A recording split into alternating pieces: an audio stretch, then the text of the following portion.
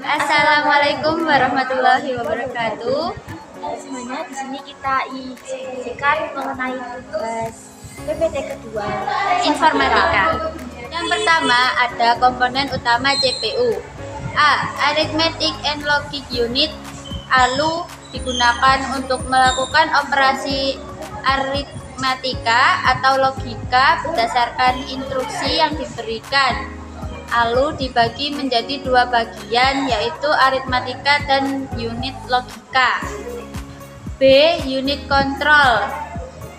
Unit control adalah fungsi jalannya sebuah program yang bekerja dan memiliki peran penting sebagai pengontrol setiap alat atau perangkat yang terpasang di komputer. C. Register. Register adalah perangkat penyimpanan yang sangat kecil dan cepat. D.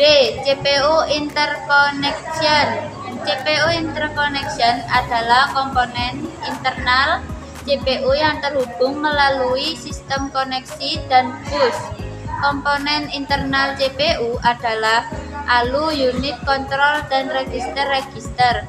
CPU interconnection juga terhubung dengan eksternal CPU seperti memori utama atau perangkat input dan output, digunakan untuk menyimpan instruksi yang sedang berproses. Yang kedua ada cara kerja komputer. A. Fetch. Fetch adalah sebuah proses yang mana instruksi akan dimuat dari memori ke dalam CPU. Proses ini dijalankan pada saat mendapatkan alamat instruksi yang terdapat pada program counter atau PC. B.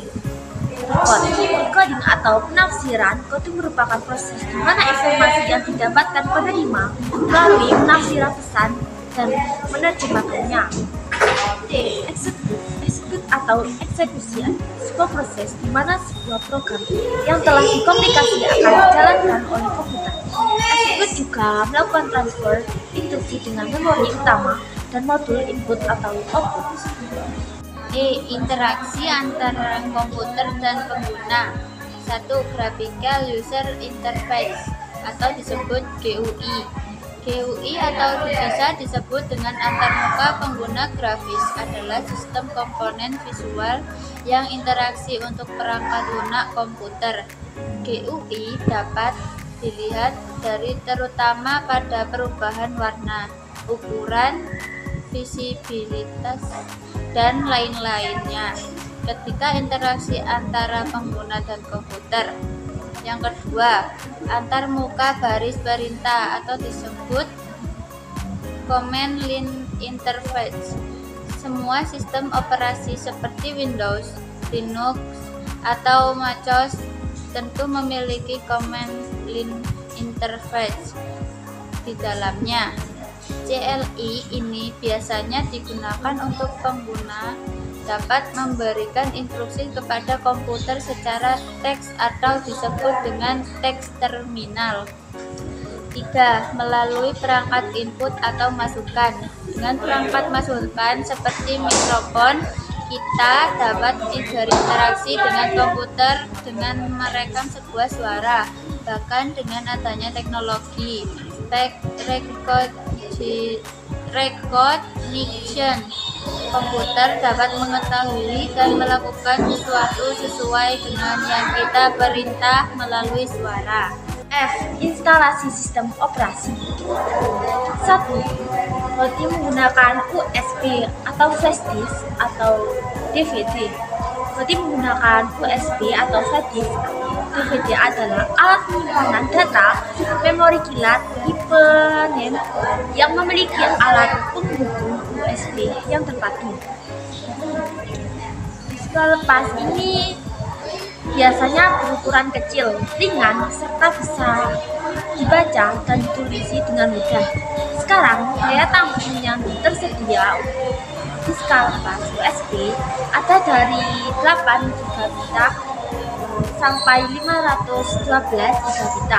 Besarnya daya tampung media ini tergantung dari teknologi memori kilat yang digunakan. 2. Install sistem operasi Windows. Install sistem operasi komputer Windows adalah perangkat lunak komputer atau software yang bertugas untuk melakukan kontrol dan manajemen perangkat keras dan juga operasi-operasi dasar sistem, termasuk menjalankan software aplikasi seperti program-program mengolah data yang bisa digunakan untuk mempermudah kegiatan manusia. A. Menentukan partisi hard drive. Partisi hard disk adalah proses cara membagi dari total penyimpanan hard disk menjadi beberapa bagian. B. Personalisasi. Sampai dengan tahap ini, bisa dikatakan bahwa proses install Windows 10 telah selesai. Selanjutnya, kalian akan melakukan personalisasi yang akan mengarahkan kalian untuk membuat nama user komputernya. Sekian dari kami. Apabila ada kesalahan kata atau kalimat, mohon dimaafkan. Wassalamualaikum warahmatullahi wabarakatuh.